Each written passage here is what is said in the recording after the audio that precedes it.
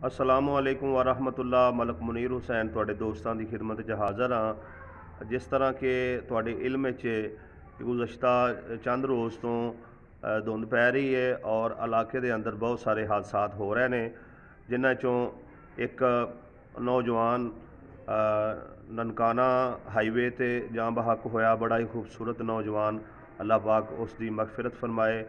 और नाज़र लबाना मोटरवे ते तकरीबन 13 अफराद जख्मी होए और 3 जड़े ने जां बहक होए।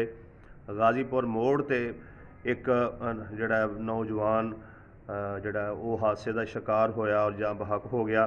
अल्लाह ताला जितने जख्मी ने उन्होंने शफा अता फरमाए और जितने हादसात के अंदर जड़ा जां बहक हो गए सारियां दे दर्जात बुलंद फरमाए और सारियां दे लवाहकीन नूं सब्र जमील अता फरमाए।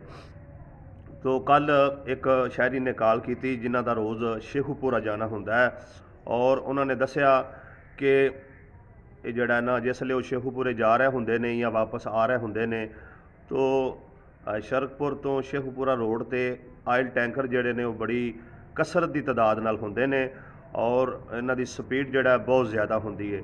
हमेशा जड़ा कोई मोटरसाइकिल वाला है या कार वाला है या बस वाला है उन्होंने ही जड़ा वो सड़क तो थल्ले उतरना पैंदा है। ये ना अपनी स्पीड घटाते हैं और ना ही अल्लाह की मखलूक का ख्याल करते हैं। तो मैं इस मौके के उत्ते महकमा हाईवे और महकमा ट्रैफिक के जड़े जिली इंतजामिया उन्होंने अगे और DC शेखुपुरा के अगे ये अपील कराँगा कि सर बराए मेहरबानी शरकपुर तो शेखुपुरा रोड से भी काफ़ी हादसात हो चुके हैं। उसकी एक बुनियादी वजह यह है कि ये रोड सिंगल है और इस ते जड़ा ट्रैफिक ज़्यादा होंदी है। तो सिंगल रोड होने की वजह तो भी बहुत ज़्यादा हादसात होंगे ने।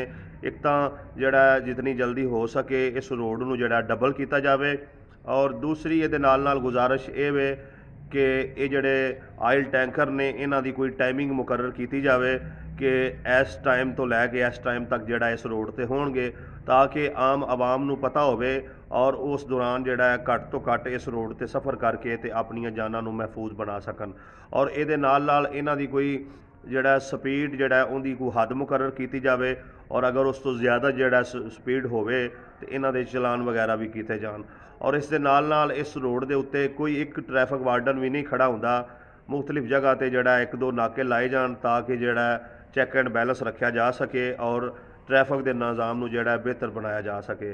तो बराए मेहरबानी आपो अपनियां जानां की हिफाजत करो और जड़ा धुंध के अंदर घट तो घट सफ़र करो। मेरी दुआ है अल्लाह तबारक व तआला तमाम पाकिस्तानियों, तमाम अहले इलाका अपने हिफ्ज़ो अमान के अंदर रखे।